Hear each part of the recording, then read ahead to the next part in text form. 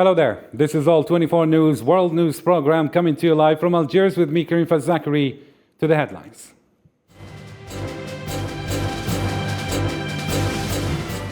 Four democracy activists have been executed by Myanmar's military in what is believed to be the first use of capital punishment in decades.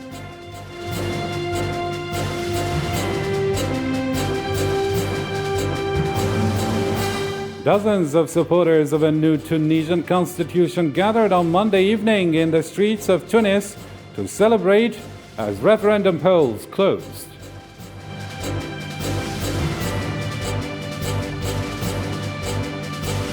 Also coming up in our news program, 2 Palestinians were killed on Tuesday after the Zionist forces destroyed 2 homes in the northern West Bank.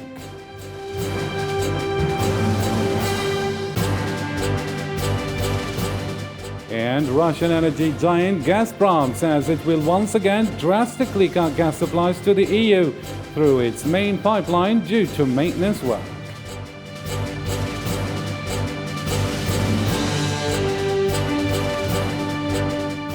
Those were today's top stories. Hello again. First, in our topical news, the execution of 4 political activists in Myanmar sparked protests around the world today. Myanmar citizens who live in Thailand hold a portrait of former Myanmar State Councillor Aung San Suu Kyi as they protest against the execution of pro-democracy activists at Myanmar Embassy in Bangkok, following the overthrow of popular leader Aung San Suu Kyi in a military coup in February. The nation has experienced ongoing unrest and uprisings from rebel factions. Soldiers put down protesters with brutal force.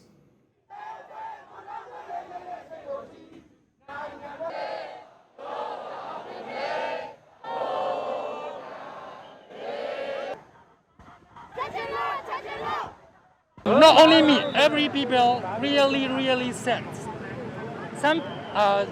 Somebody cry, but me online don't see the tear. He is not people.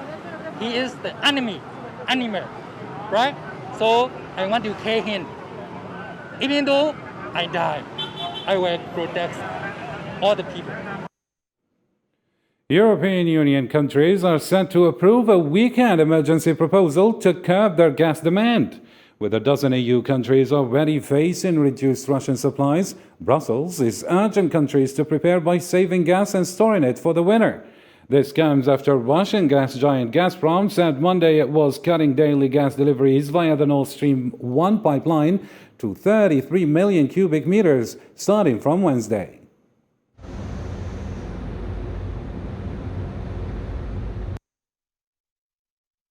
Yesterday, Gazprom announced additional cut on the gas supplies, which immediately caused a price increase. And this is just an additional evidence or proof that we have to take the game in our hands, and we have to reduce the dependencies on Russian supplies as soon as possible.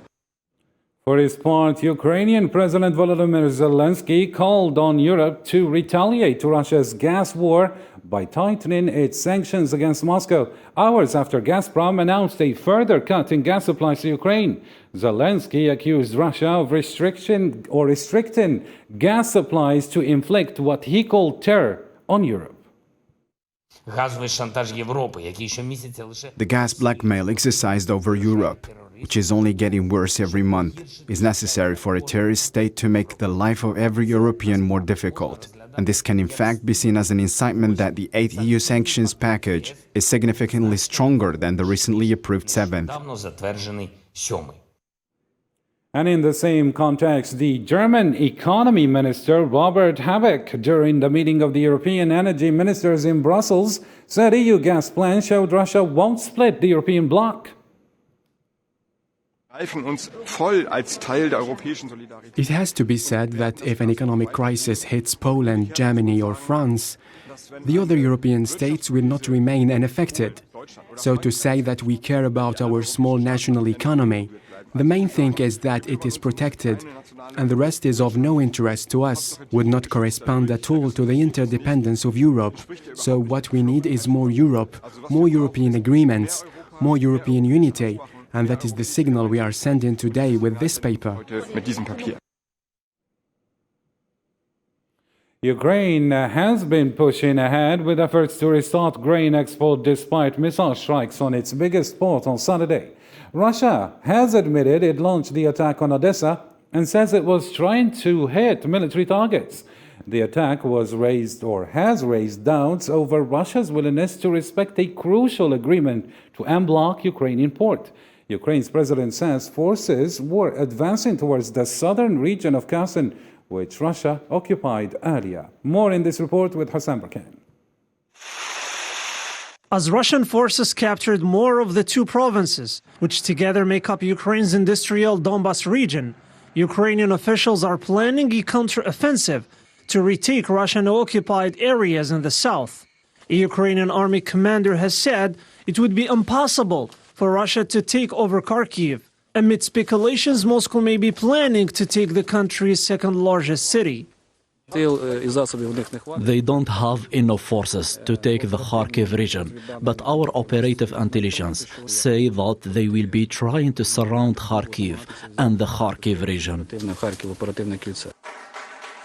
Less than a day after Russia and Ukraine signed an agreement on resuming grain shipments from Odessa, Foreign Minister Sergei Lavrov said that any ships coming to Ukrainian ports to pick up additional grain would be inspected to make sure they don't bring any weapons. In turn, Russian Defense Ministry officials insisted that a strike on the port of Odessa had hit only military targets.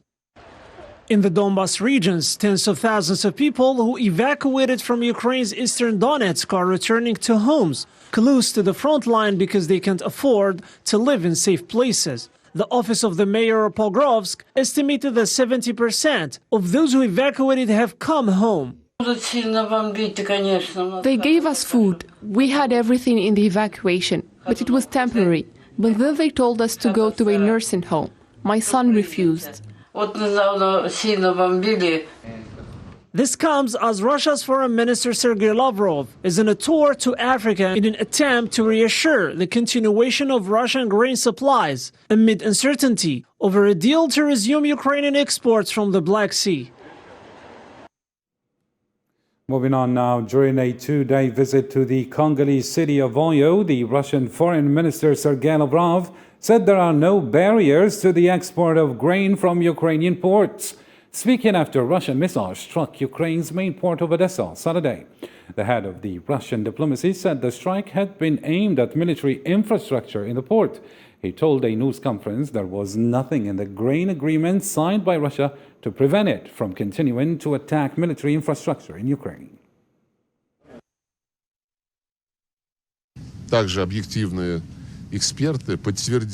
Unbiased experts also confirmed what we have said since the beginning. The grain terminal of Odessa port is located at a considerable distance from the military part. There are no obstacles to starting deliveries of grain to customers, in line with the deal signed, and we have not created the obstacles.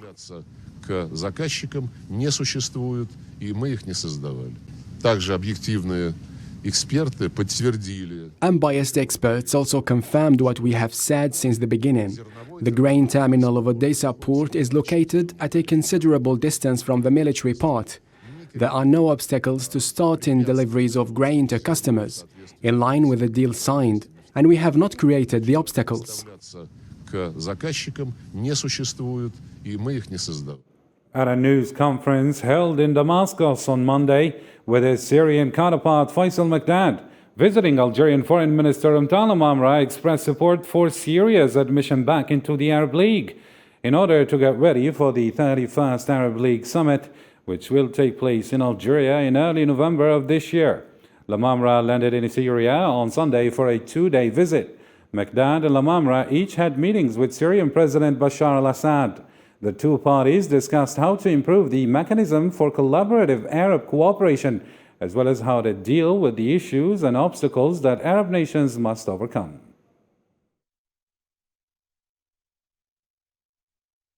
إذا طرحتم السؤال على الشارع العربي هل Is the absence of Syria from the Arab League is in the interest of anyone? The answer is no. Syria's absence harms the cooperation between the Arab countries.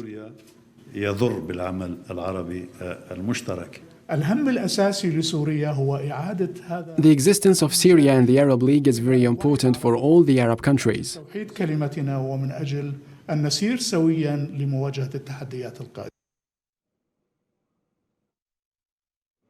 To Algeria now, Sonatrach announced that it has made 3 discoveries, including 2 gas discoveries based on its own effort, as well as an oil discovery in partnership with the Italian company Eni. A statement about the company explained that the first discovery represented in a reservoir of condensed gas in the 2 research area in Aminas in the Elysee Basin, with a flow rate during the test of 300,000 cubic meters of gas per day. The second discovery was made by Sonatrach and its partner Eni after drilling an exploration well in the Saif Fatima 2 research area located in the northern region of the Birken Basin. During the production test, the well produced 1,300 barrels per day of oil and 51,000 cubic meters of gas per day. Sonatrach also recorded a third positive result during the drilling of the Tassem Tamzaya well in the Tarit research area in the Bashar Basin. Dozens of supporters of a new Tunisian constitution gathered on Monday evening in the streets of Tunis to celebrate as a referendum polls closed. An exit poll was published by Sigma Council indicating a yes vote of 92.3%. Islam said with more details. Hundreds of Tunisians took to the streets in the heart of the capital late Monday to celebrate the predicted result of the referendum vote. Between 92 and 93% of voters had voted in favor of changing the country's constitution. I wish him victory against his enemies. We hope that God will protect him from the wicked. Congratulations, congratulations. Look after yourself, Kais Sayed.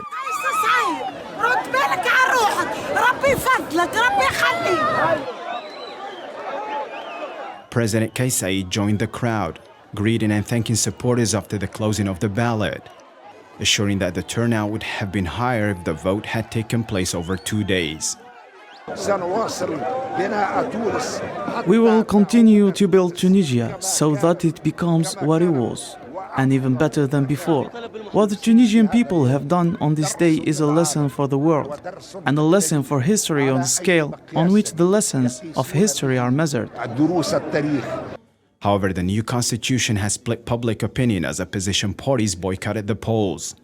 Tunisians ended their voting day on Monday night. The constitution of Tunisian president is about to be adopted after the almost certain victory of the yes in referendum marked by the modest percentage of participation in the polls. I always aspire that tomorrow will be better. The country has reached this stage of collapse. The people reject reality. The future is not clear, and we do not see anything clearly. We are thinking about our children and our country's future and want to see it advance. The situation is unfortunate, and we hope for a better tomorrow.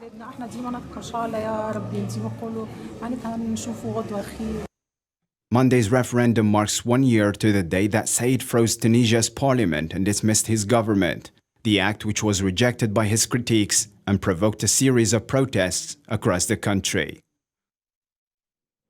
And for more about the Tunisian votes on the new constitution, I am joined live via Skype by Abdenour Toumi, journalist and Maghreb studies expert at Orsam from France. Thank you for being with us, Mr. Abdenour Toumi. First, how do you expect the results of the referendum on the new constitution to be reflected on the political scene in Tunisia? Good afternoon, sir, and thank you for having me. Yes, I mean, the outcome of yesterday's election actually has put Tunisia in an uncertain way for the near future, because, I mean, now the country looks more divided than it was a year ago in light of the decision of President Kais Sayed to freeze the constitution and fire the Shishi government. But it took 1 year for the opposition to, let's say, settle or prepare for this day that they didn't take the President Qais Said decision seriously. It took them a month to realize that things are, I mean, he is serious about his, what he calls it, reform or review the adjustment and revolution goals. And therefore, he set a new dynamic and institutional imperatives that will help him, President Qais Said, to eventually get a new majority and be able to lead in the future. So here we are today in this, again, uncertainty, and because knowing that Tunisia's political parties have, maybe I can put it in the past now, they had that tradition for being active and also, let's say, believing in the democratic process. I mean, even before the fall of President Zine Abidine Ben Ali following the Adjustment Revolution in 2011. And that ray of hope that was sent to the entire MENA region coming from what we used to call it the Tunisian exceptionalism. Today, this Tunisian exceptionalism is no longer valid, and Tunisia now is in entered again a stage of uncertainty and understood, Mr. Abdel Toumi.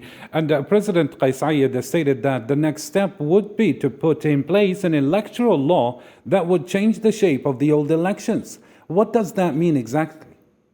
And indeed, this will follow, his roadmap, institutional roadmap for this. Yesterday he started to have a constitution, and therefore he needs, again, a legal frame that will help him to process this reform institutional, meaning by this establishing a new institutional system or a constitutional system that doesn't look like it was before, that semi-parliamentarian regime or system that didn't work. So now he is going forward to establish a clear presidential system that will give him a simple majority. Then he will appoint a prime minister, that he will follow his policies or his, again, public policies and so on. But the question here, what's the role of the political parties? And don't forget, President Qais Said himself, he doesn't belong to a political party. Does he need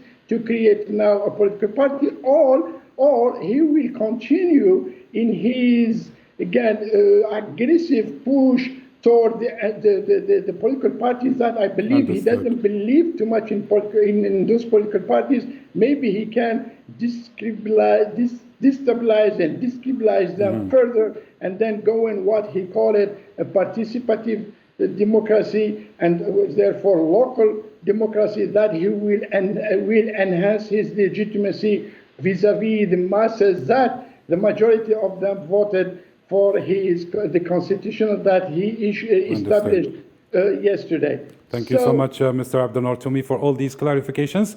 Abdel Toumi, journalist and Maghreb studies expert at OSAM, was live with us from France. Moving on now, the Security Council was forewarned by the UN's top African diplomat, Marta Ama Akaya Pube, that the overall situation in Libya remains highly dangerous despite progress accomplished. The constitutional and political stalemate persists, prolonging the tense security climate with a growing number of clashes in and around Tripoli. The Assistant Secretary General for Africa stated in his address to the Council. Also, Pube claimed that the politics of the National Oil Cooperation has made the economic situation much more terrible. The overall situation in Libya remains highly volatile. Despite progress achieved, the constitutional and political stalemate persists, prolonging the tense security environment with an increased number of clashes in and around Tripoli. The economic situation remains dire, exacerbated by the politicization of the National Oil Corporation. Moving on now, 2 Palestinians were killed on Tuesday when the Zionist forces destroyed 2 homes in the community in the northern West Bank. Over 60 Palestinians have been killed by Zionist forces since the beginning of the year as a result of their near daily operations across the West Bank.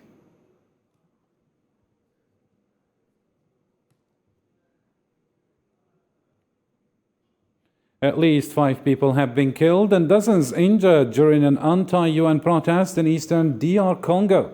A government spokesman said Tuesday as the unrest spread, and government of DRC on Monday condemned the attacks. More in this report. Protesters took to the streets of Goma in the Eastern Democratic Republic of Congo to demand the withdrawal of MONUSCO from the country. These angry demonstrators burned tires and plastic objects in front of the gate and then broke the wall of the fence. They smashed windows and looted computers, furniture and other valuables from the headquarters. We, the population, are warning. MONUSCO should start leaving our country. We have noticed that since they have been here, there has never been peace. That is why we say that we are tired of this MONUSCO. Let MONUSCO leave. We Congolese people will free ourselves. Our military and police are suffering. The protesters set fires outside the gates of a MONUSCO facility in the city before storming the complex and demanding the departure of the peacekeepers. Police responded by using tear gas to push back the protesters, and at least 1 demonstrator was slightly injured, and 1 was detained by security forces as the streets were blocked with stones to prevent protesters gathering and shops were closed in the city. The government of DRC on Monday condemned the attacks against United Nations headquarters facility in the country. Patrick Moyaya, spokesman for the DRC, tweeted on Monday that the government is closely monitoring the situation in Goma, following the call to protest against MONUSCO, denouncing any form of attack on United Nations headquarters. Firefighters from Germany and the Czech Republic were fighting a wildfire that spread across the border of the 2 countries on Tuesday. According to Czech authorities, the blaze broke out on Sunday in the Bohemian Switzerland National Park. Strong winds pushed it over into Sachsen-Switzerland National Park in Germany, where several fire brigades in the region were called in to fight the flames.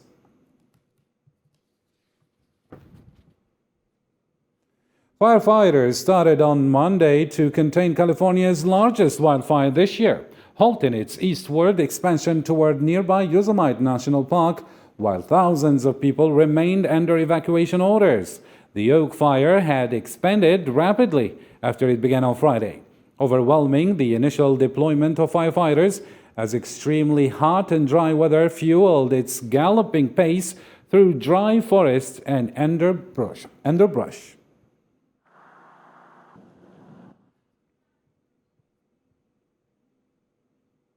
The 2 Conservative Party leadership candidates, Rishi Sunak and Liz Truss, met face-to-face in the first face-to-face televised debate.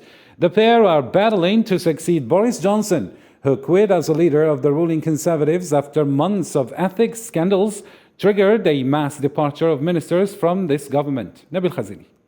Who will be our next Prime Minister? A debate starting with smiles turned into angry glances and disagreements on the stage. If we follow Rishi's plans, we are headed for a recession. Really get an answer to this? The 2 contenders to succeed British Prime Minister Boris Johnson, Rishi Sunak and Liz Truss, met side by side last evening for a first duel on TV. Both opposed over the questions of taxes and the cost of living crisis. As the situation changes on the ground, I'm always going to respond to support people through it. But that's just about the short term. I think it's also worth us taking a moment to think, well, how do we solve this problem in the long term? I would reverse the increase in national insurance. We promised not to raise it in our manifesto in 2019. The people here who voted Conservative for the first time expect us to fulfil our promises.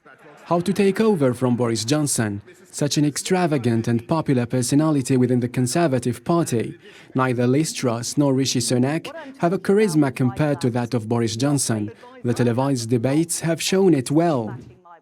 And even before taking office, already a difficulty arises. It was acknowledged that China is a threat to our national security. It's a threat to our economic security. Rishi Sunak's reference to China seems to have angered Beijing. 英国保守党党首选举是英国的内政。 I would like to urge certain British politicians not to make an issue out of China or a so-called China threat, because such irresponsible remarks will not help them to solve their own problems. 并不能解决自己的问题。